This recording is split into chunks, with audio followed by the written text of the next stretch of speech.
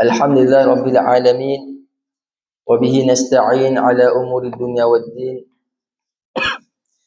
Qala rabbi shrah li sadri wa yassir li amri wahlul 'uqdatam min lisani yafqahu qawli. Subhanaka la ilma lana illa ma 'allamtana innaka antal alimul hakim. Wa la hawla wa la quwwata illa billahil 'aliyyil 'azim. Allahumma salli ala Muhammad wa ala ali Muhammad. Assalamualaikum warahmatullahi wabarakatuh. Alhamdulillah Rabbil Alamin. Syukur kita kehadrat Allah Subhanahu wa ta'ala. Allah Subhanahu wa ta'ala masih lagi memberikan kesempatan kepada kita untuk hidup atas muka bumi ini. Masih lagi diberikan taufik dan hidayah untuk melaksanakan ketaatan kepadanya. Mudah-mudahan kita sentiasa istiqamah atas jalan yang benar, jalan Islam, jalan sentiasa melazimi amal soleh dalam melaksanakan ketaatan sebaik mungkin hinggalah ke akhir hayat. Kita doakan supaya Allah Subhanahu wa ta'ala memberikan kepada kita kesempatan untuk berada dalam bulan Ramadan. Kepada mudah-mudahan dengan kehadiran bulan Ramadan ini menjadikan satu pusat tarbiyah untuk diri kita, menjadikan diri kita lebih baik daripada sebelum ini. Allahumma amin. Kita sambung pengajian kitab Tajwidul Quran Rasmul Uthmani karangan Syekh Haji Abdul Qadir Liang pada muka surat 33. Sekarang ni kita akan membincangkan berkenaan dengan hukum nun sukun ataupun nun sakinah. Nun sakinah dan tanwin. Kita dah belajar dah apakah maksud nun sakinah ni. Kita ulang sikit. Apakah yang dimaksudkan dengan nun sakinah? Nun sakinah tu adalah nun sakinah al-khaliyah anil harakatis thalath. Nun yang tidak ada sebarang baris yang tiga. Nun tak ada baris atas, nun tidak ada baris bawah, tak ada baris depan. Itu maksudnya nun sakinah. Orang kita panggil nun mati. Mati.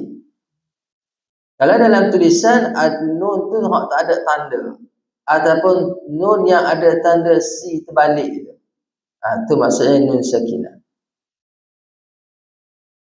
Manakala tanwin merupakan nun tambahan yang bertanda sukun, hanya terdapat di akhir kata nama am. Kata nama am bahasa Arab.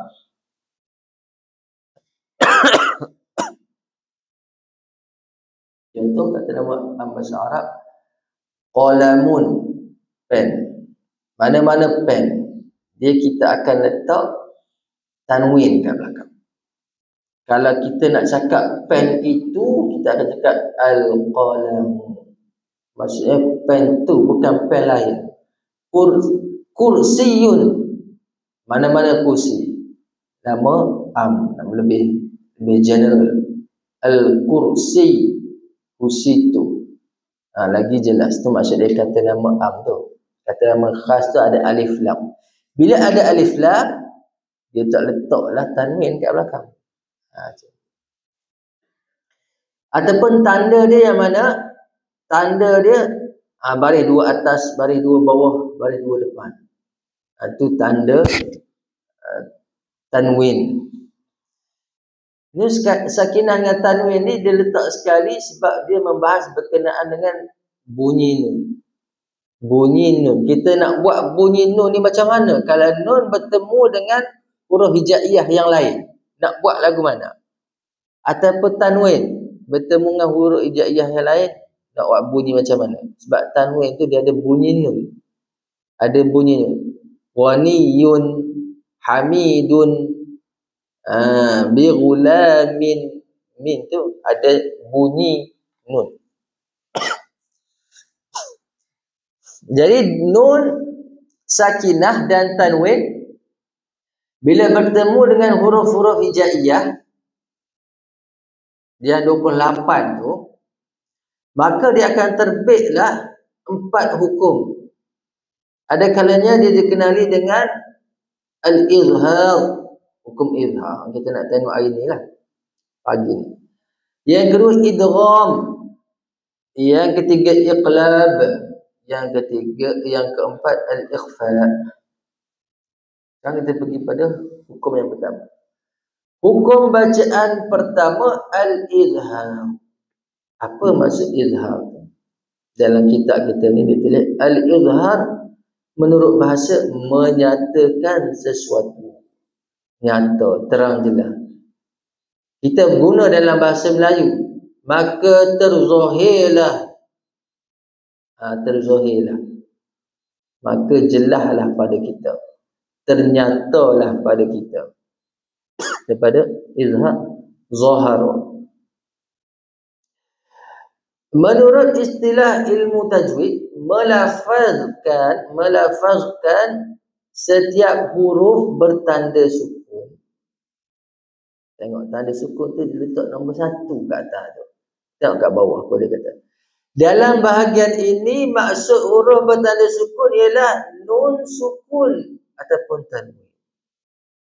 Maksud melafazkan setiap huruf bertanda sukun ni, ta'arif ni maksudnya bukan setiap tu. Setiap tu maksudnya satu huruf tu je lah. Nun tanda sukun.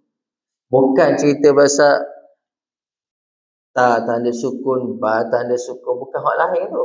Bukan huruf lain. Huruf nun maksud dia kat sini. Jika dalam bahagian hukum mim sukun, maka maksud dia huruf bertanda sukun tu adalah mim. Sebab bahas kat sini hukum nun sakinah. Jadi bila dia sebut huruf yang bertanda sukun, huruf nun itu maksud dia, bukan huruf mim sukun dan huruf-huruf lain. Menurut ta'arif istilah ilmu tajwid. Dia bagi balik pada ta'arif dia. Melafazkan setiap huruf bertanda sukun, nun sukun, dari makhrajnya tanpa dengung pada pertemuannya dengan huruf-huruf izhar. Dengan huruf-huruf izhar. Jadi kita kena tahulah huruf izhar itu apa. Seterusnya muka surat 34. Huruf izhar tu ada 6. Sebab tu kita bagi tahu dulu bahawasanya penting sekali belajar makhraj dulu. Bila kita belajar makhraj, kita belajar dah tentang huruf-huruf tu, cara nak menyebut setiap huruf. Nak pakar bila? Ni nak pakar bila bertemu ni. Sebelum ni kita belajar dia seorang-seorang. Ni bila dia bertemu dengan nun sakinah. Nak baca lagu mana? Untuk mudah diingati, huruf izhar ada 6. Yang pertama hamzah. Hamzah tanda gitu tu. Yang kedua haun. Haun nama huruf dia. Tulisan dia tu hak simpul. Ainun. Huruf ain. Ain di atas a. Kemudian haun. Huruf ha. Huruf ghain. Huruf ghain. Ghain. Tu cara sebut pun ghain. Jangan sebut ghain. Kalau sebut ghain, kita akan cenderung untuk sebut huruf ra tu sebagai ra. Ghain di atas ra. Itu salah. Ghain di atas ra. Ra. Kemudian huruf kha. Kha'un. Huruf kha. Kha di atas kha. Untuk mudah diingati ke-6 huruf izhar ini, maka ia dihimpun dalam sepotong bait syair Arab yang mengandungi 6 kalimah, di mana awal huruf setiap kalimah terdiri daripada huruf izhar. Ni dalam Arab, kalau dia nak faham, dia buat syair. Jadi setiap huruf permulaan perkataan tu adalah menunjukkan huruf izhar. Tu akhi haka ilman hazahu ghaira khasir.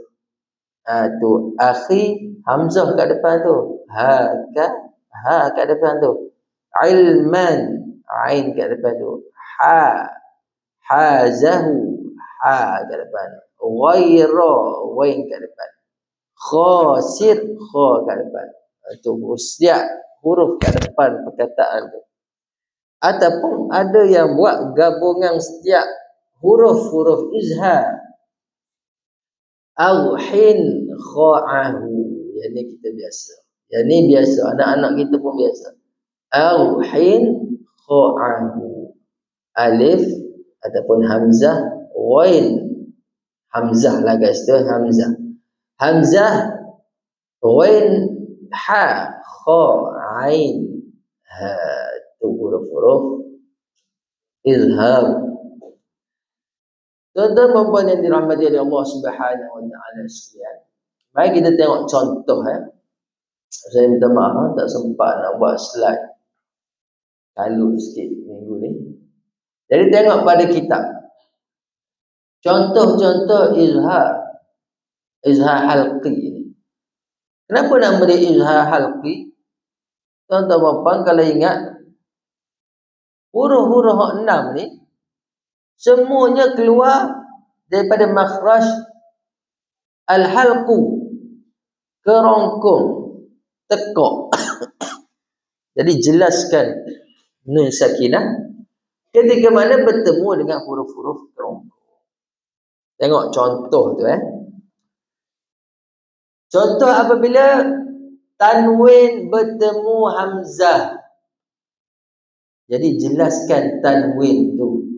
Jelaskan tanwin itu. Jelaskan bunyi nun yang ada pada tanwin. Bisalamin aminin. Bisalamin amin. Okay, sama-sama. Bisalamin aminin.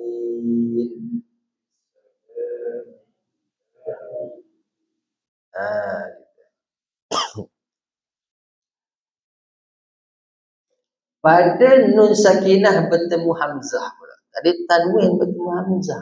Ini nun sakinah bertemu hamzah. Min istabraqa. Min, jelaskan. Min istabraqa. Alhamdulillah. Jadi nun sakinah ni sama ada dia bertemu hamzah tu pada dua kalimah ataupun satu kalimah. Pada dua kalimah ataupun satu kalimah. Penting ni apa? Nanti hukum ikhfa hukum ikhfa nanti kita tengok. Hukum ikhfa nanti dia hanya pada dua kalimah saja. Satu kalimah dia tak jadi. Tapi kalau izhar, satu kalimah pun izhar, dua kalimah pun izhar. Tengok tu, min satu kalimah, istabraqa satu kalimah. Pada satu kalimah ni, nun bertemu dengan hamzah dalam satu kalimah, satu perkataan. Yan'aun. Yan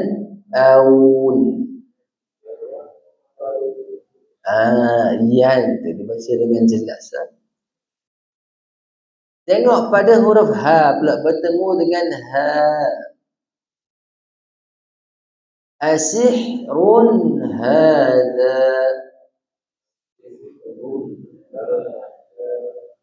Bagus. Itu tanwin bertemu dengan nun sakinah bertemu ha pada dua kalimah. An hadana. An hadana. Pada satu kalimah pula. Yanhaun. Itu dia. Huruf ain pula, ain. Tanwin bertemu ain. Syakiran alima.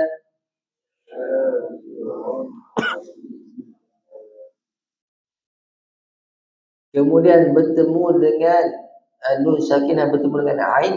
An ibadati.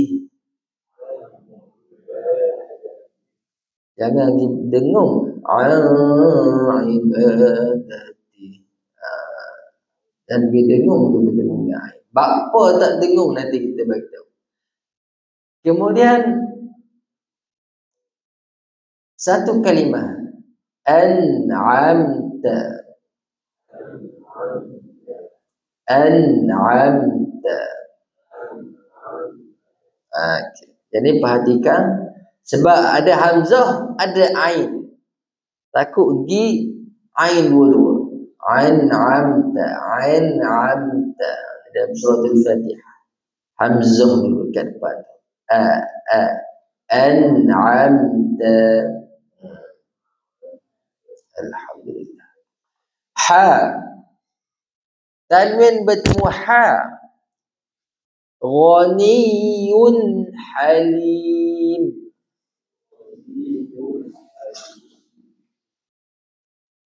Faman hajjaka.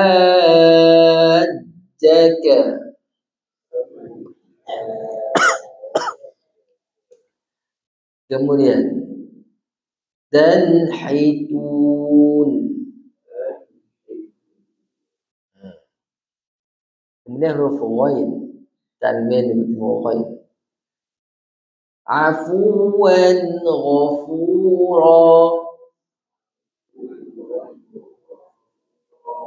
Sekali lagi. Afuwan ghafura.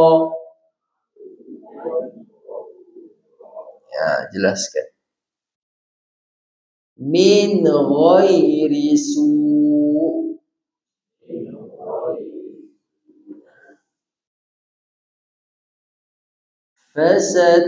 Fasayunghidun. Itu huruf kha pula. Yawma idzin khashi'ah.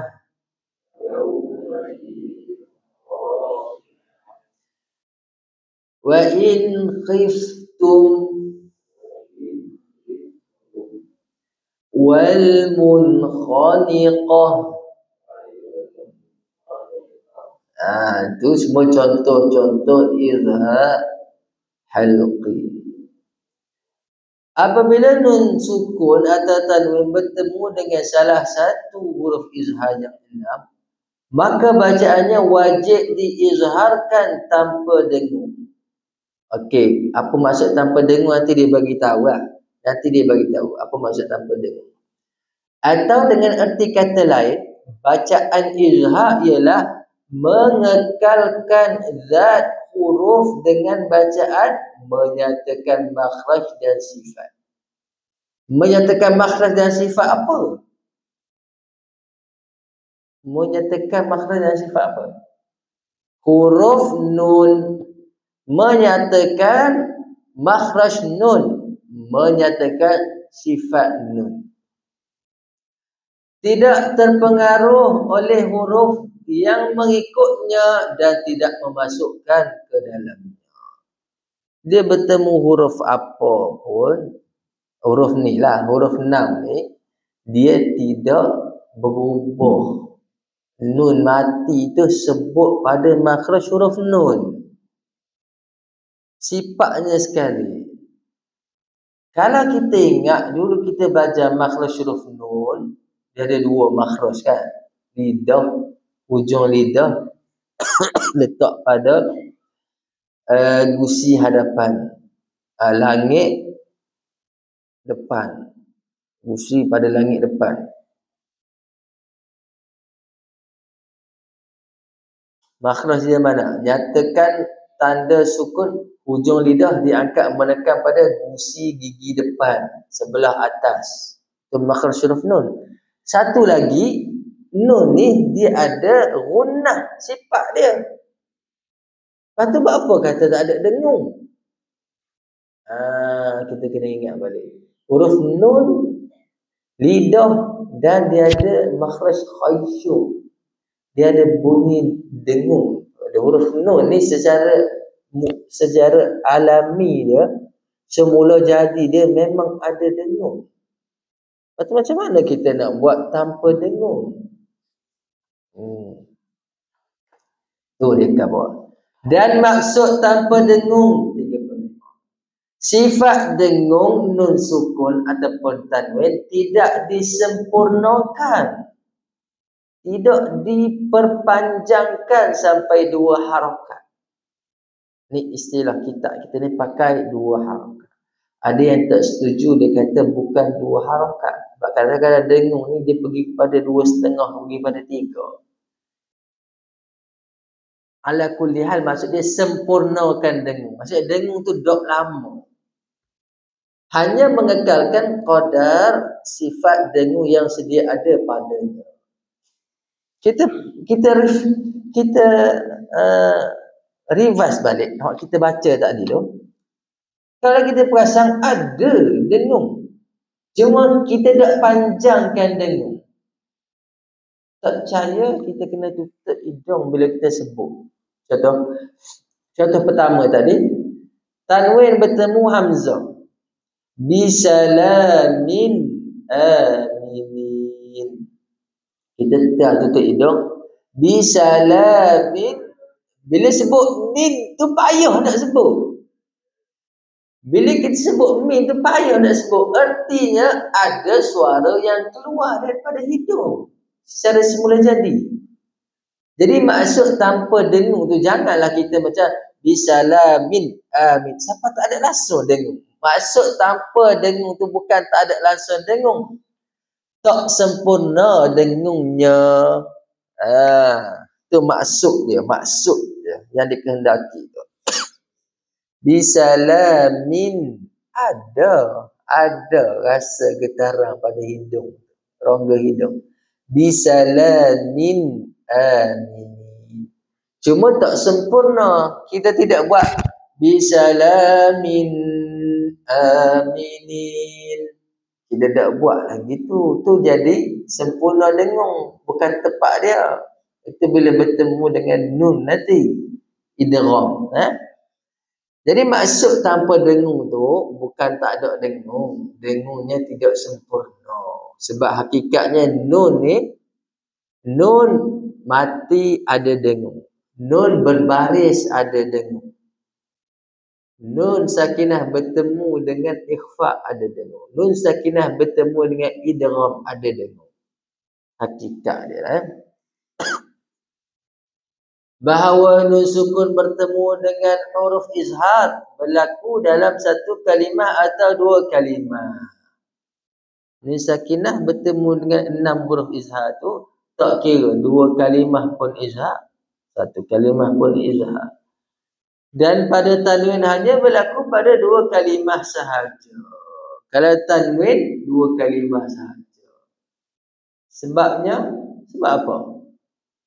Sebab awal-awal tu kan dia dah bagi tahu dah.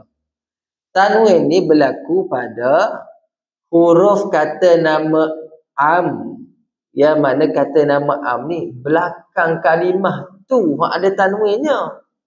Maka bertemu dengan belakang huruf pada satu kalimah dengan kalimah seterusnya lah.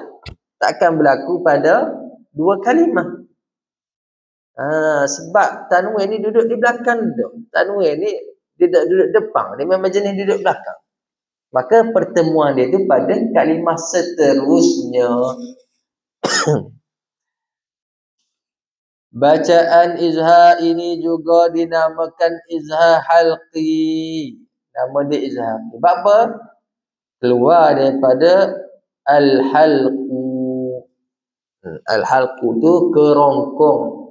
Kerana ke-6 huruf izhar tersebut makhrajnya adalah daripada halqum ni, tak apa tepat ni. Halqum ni hak butir ni lah. Dia bukan butir saja. Tekok ni. Seluruh tekok. Tekok ataupun kerongkong. Okay.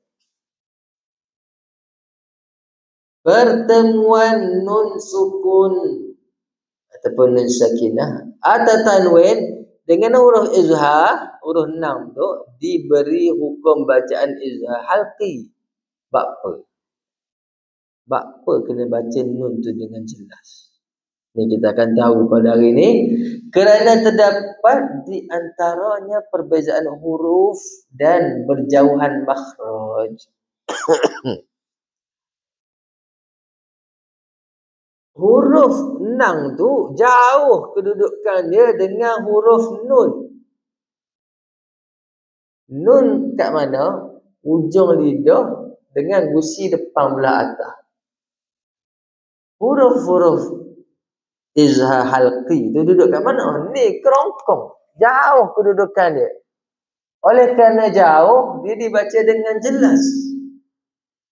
Kita akan tengok nanti hukum-hukum lain nanti idgham. Apa sampai boleh masuk tu? Sebab dekat. Sebab dekat makhraj dia. Tapi kalau izhar jauh. Bila jauh, kita buat hal masing-masing lah. Ketika mana kita berjauhan tau. Dengan anak kita buat hal dia, kita buat hal kita. Kadang dah kita nak ajak dia makan nasi di rumah. Kita sedang berjauhan.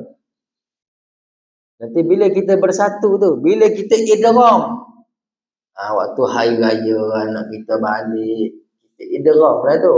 Makan satu meja. Gitu.